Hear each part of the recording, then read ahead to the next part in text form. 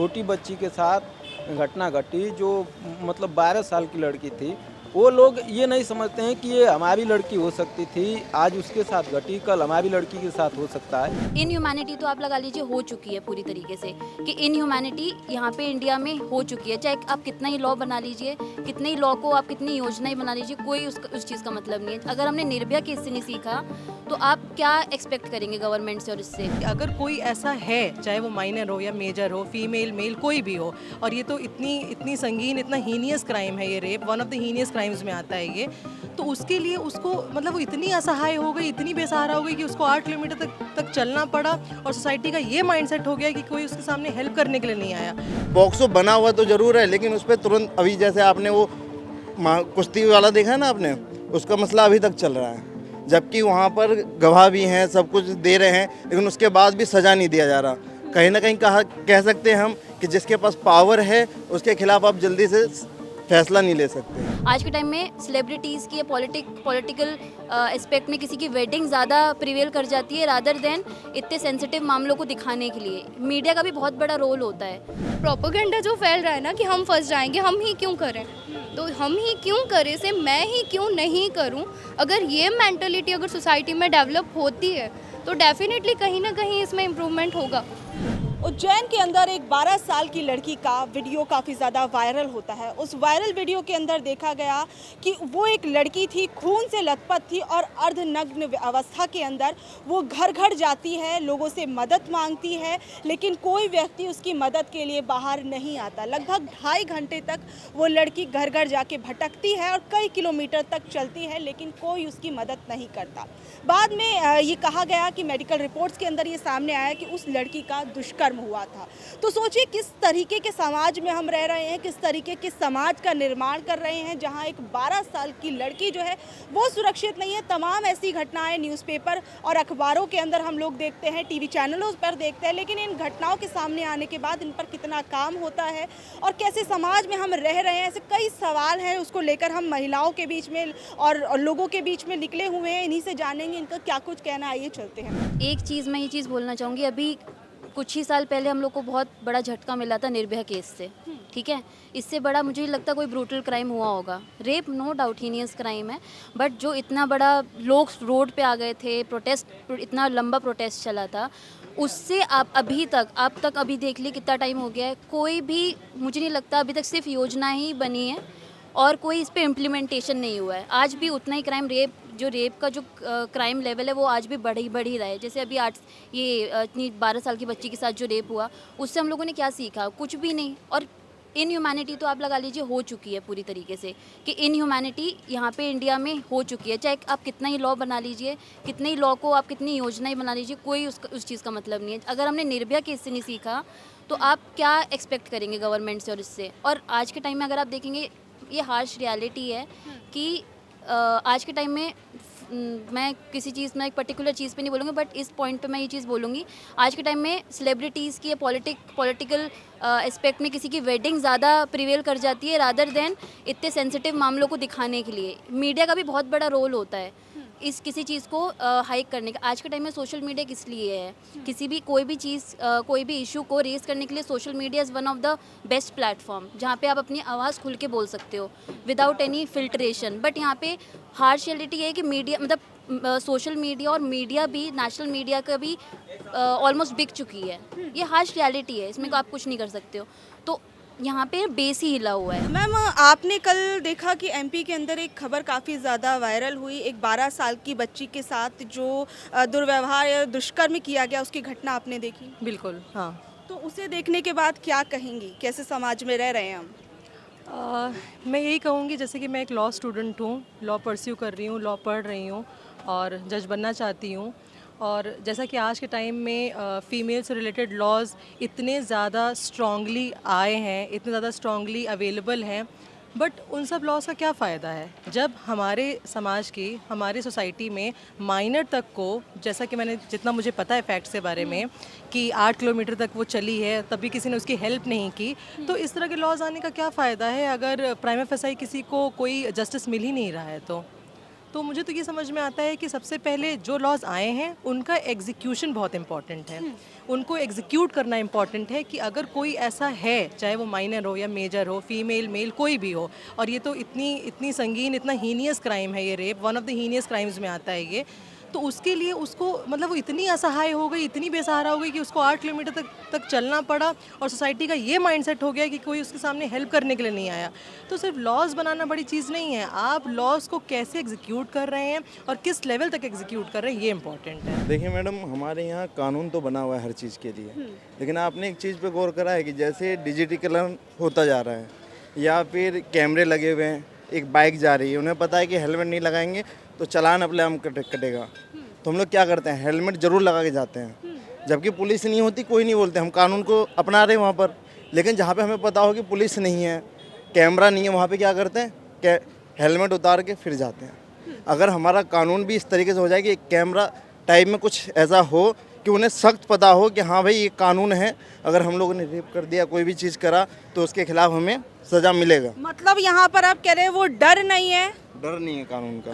उन्हें पता है कि भाई लंबा समय तक चलेगा केस, अगर कोई मसला आता भी 10-10 साल तक हो जाते हैं मेरे केस में। बल्कि ऐसे प्रावधान आने चाहिए कि अगर कोई भी ऐसा मसला आए तो उस पर तुरंत एक्शन होना चाहिए। जो हमारे न्यायाधीश हैं वो भी जल्द से जल्द उस पर फैसला लाएं, ज़्यादा लंबे समय तक केस को ना खींचें। ऐसे मसलों को एक अलग कैटेगरी में डालना चाहिए। उसके लिए तो पॉक्सो जैसे बनाए हुए हैं ना। पॉक्सो बना हुआ तो ज़रूर है, लेकिन उस पर तुरंत, अभी जैसे आपने वो कुश्ती वाला देखा है ना आपने, उसका मसला अभी तक चल रहा है, जबकि वहाँ पर गवाह भी हैं, सब कुछ दे रहे हैं, लेकिन उसके बाद भी सज़ा नहीं दिया जा रहा। कहीं ना कहीं कह सकते हैं हम कि जिसके पास पावर है उसके खिलाफ आप जल्दी से फैसला नहीं ले सकते। बेसिकली एज अ स्टूडेंट अगर मैं भी देखूं और वेल मैच्योर्ड होने के नाते अगर मैं देखूं, तो फर्स्ट ऑफ ऑल इसने मुझे एक तरीके से शॉक किया कि एक 12 साल की जो बच्ची है इतनी सी, ये नहीं कह सकते कि जो अभी जो सोसाइटी में मेंटलिटी बनती जा रही है कि कपड़े शॉर्ट होंगे या फिर कुछ शो ऑफ वाला सीन होगा, बट एक 12 साल की बच्ची शो ऑफ, कपड़े छोटे, ये मैटर नहीं करता है, बिकॉज़ वो पूरी तरीके से फिजिकली बिल्ड भी नहीं हो पाई है कि ऐसी अगर कोई है। तो इसमें अगर बेसिकली देखा जाए तो मुझे 3-4 पॉइंट्स लगते हैं जहाँ पे लैक ऑफ प्रॉपर अवेयरनेस का देख सकते हैं कि अगर सोसाइटी है या पेरेंट्स है या फिर जो भी गवर्नमेंट है, उनको बेसिकली ऐसे प्रोग्राम्स ऑर्गेनाइज करने चाहिए जिसके बेसिस पे उनको good touch, bad touch, and अगर वो वेल मैच्योर नहीं है, लाइक अगर वो टीन एज में भी है, तो उसको प्रॉपर सिक्योरिटी देनी चाहिए, इन द सेंस कि वो फैमिली भी उसके लिए रेस्पॉन्सिबल हो सकती है। गवर्नमेंट को भी ऐसे कुछ कदम उठाने चाहिए, लाइक अभी सीसीटीवी कैमरास वगैरह भी इस तरीके से हो रहे हैं। बट बेसिकली अगर कुछ होना चाहिए तो वो यही है कि प्रॉपर उनको एजुकेशन देनी चाहिए उनको स्टार्टिंग से ही। अच्छा, आपने भी सीसीटीवी कैमरे का जिक्र किया। उसी सीसीटीवी कैमरे के अंदर देखा गया है कि वो लड़की लगभग कई किलोमीटर तक जाती है, घर घर जाती है मदद मांगने के लिए, खून से लथपथ है, और लेकिन उसकी कोई मदद करने के लिए आगे नहीं आता है। कैसी सोसाइटी बना रहे हैं हम?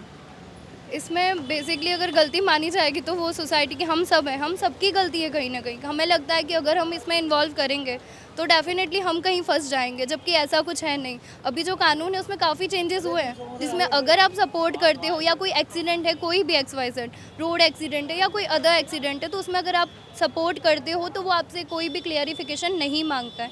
तो इस अवेयरनेस की ज़रूरत है। ये प्रोपेगेंडा जो फैल रहा है ना कि हम फंस जाएंगे, हम ही क्यों करें, तो हम ही क्यों करें से मैं ही क्यों नहीं करूं, अगर ये मेंटलिटी अगर सोसाइटी में डेवलप होती है तो डेफिनेटली कहीं ना कहीं इसमें इम्प्रूवमेंट होगा। देखिए मैम, जो वीडियो वायरल हुई उसके बारे में 2-3 हेडिंग छप के रह गया मीडिया चैनल पर। चाहे जिस ढंग से सरकार को, विपक्षियों को उठाना चाहिए वो नहीं उठाए। ये बहुत मतलब एक मिनिमम थोड़ी सी जानकारी, उसके बाद उस पर कोई चर्चा समाज में नहीं हुई, कुछ भी नहीं हुई। जबकि बहुत ही एक छोटी बच्ची के साथ घटना घटी जो मतलब 12 साल की लड़की थी। वो लोग ये नहीं समझते हैं कि ये हमारी लड़की हो सकती थी, आज उसके साथ घटी, कल हमारी लड़की के साथ हो सकता है। और 12 साल की लड़की के साथ ये घटना हो रही है तो 14, 24, 25, 30 की लड़कियों के साथ कब क्या घटनाएं हो जाए, ये सोचने वाली बात है मैम। और ये घटनाएं जो है समाज के लिए बहुत खतरनाक होती जा रही हैं। और इस पर जो है इसका मेन कारण होता है ना मैम कि जो कुछ हमारी सरकार ही इसको कमांड कर सकती है मैम। कुछ तो घटनाएं ऐसी होती हैं कि जो मवाली टाइप के, गुंडे टाइप के लोग होते हैं, वो प्रशासन से मिल जाते हैं, पुलिस से मिल जाते हैं और उनकी साहस बढ़ती जाती है। वो मतलब वो उनको प्रशासन से, पुलिस से, समाज से डर ही नहीं है। शर्मिंदगी हो रही है। मतलब मुझे ऐसा लगता है कि जो रेप जैसी घटनाएं हैं जो बार बार अब हम और भी ज़्यादा सुन रहे हैं खबरों में, वो ख़त्म नहीं हो रहा है। उसका एक बड़ा कारण ये है कि हम सब कहीं ना कहीं ये सोचते हैं कि ये जो भी घटना हो रही है वो कहीं दूर हो रही है, किसी और के साथ हो रही है, वो मेरे साथ कभी नहीं होगी। और ये एक बड़ा रीज़न है कि हम इसको बिल्कुल मतलब जैसे हम टेररिज्म के ख़िलाफ़ या और भी चीज़ें हम देख रहे हैं, ग्लोबल वार्मिंग के ख़िलाफ़ और टेररिज्म जैसी चीज़ें हैं, उन सब चीज़ों के ख़िलाफ़ हम सब बिल्कुल एकजुट होकर कि हाँ ये हमारे ऊपर इफ़ेक्ट पड़ रहा है, ये मेरी दिक्कत है, वैसे हम सब सामने आ रहे हैं। तो रेप के ख़िलाफ़ एक मूवमेंट जैसा क्यों नहीं हो सकता? मतलब वो मैं अभी बाहर रहती हूँ अंधेरे के बाद, इवन कि दिन के उजाले में भी मैं सुनसान रास्ते से नहीं गुजर सकती। मैंने तो कोई गलती नहीं की ना, मैंने तो कुछ नहीं किया। एक चोर होता है वो पुलिस से डरता है क्योंकि उसने कुछ गलत किया होता है, पर मुझे इसलिए सज़ा मिलती है क्योंकि मैं एक लड़की हूँ। मैं रोड पे नहीं जा सकती क्योंकि मैं एक लड़की हूँ, बस क्योंकि मैं लड़की के रूप में पैदा हो गई हूँ। तो मुझे ऐसा लगता है कि ये प्रॉब्लम जो है इसका एक बड़ा सॉल्यूशन ये होगा जब हम ये मानेंगे कि ये जो हो रहा है ये मेरे साथ हो सकता है। जब हम सब ये मानने लगेंगे तब एक मूवमेंट के रूप में इसको लेना होगा, तब ये चीज़ें ठीक हो सकती है। ये बहुत ही अमानवीय घटना है जिसको मान्यता और समाज में कहीं स्थान नहीं है। और जैसा इसके समाधान पे अगर हम बात करें, चीज़ों को बात करें, तो हम सरकार इन सब चीज़ों को क्रिटिसाइज़ करेंगे बिकॉज गलतियाँ उनकी हैं, देयर इज़ नो डाउट। पर वास्तविकता में जो घटनाएं देखने को मिलती हैं, ये घटनाएं कहीं ना कहीं जो अशिक्षित लोग हैं या जो गरीब हैं, जिनको समाज में कहीं नियम कायदे, इनके पाप, इनकी जो दंडित होने की जो प्रावधान है वो नहीं पता।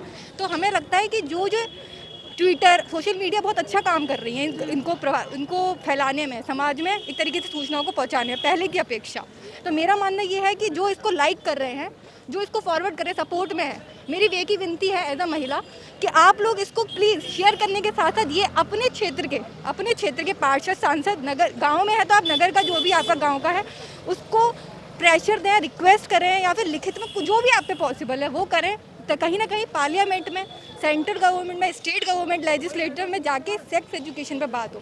जब सेक्स एजुकेशन आएगी तो कहीं ना कहीं ये जो विचार है लड़कियों के छोटे कपड़े में पहनने पे जो प्रश्न उठे जाते हैं वो चीज़ें कहीं ना कहीं मिट जाएंगी और कहीं ना कहीं कम किया जाएगा, क्योंकि ये चीज़ें एकदम समाप्त तो नहीं होंगी, ये हम जानते हैं, पर इनमें कहीं ना कहीं परिवर्तन आएंगे। वो ज़मीनी स्तर से आएंगे, हम आप लोगों के जागरूकता से आएंगे। कहीं ना कहीं सरकार इसके लिए कुछ कार्य नहीं करेगी, क्योंकि लोकतंत्र है, जब तक जनता की डिमांड नहीं होगी तब तक सप्लाई नहीं होगी।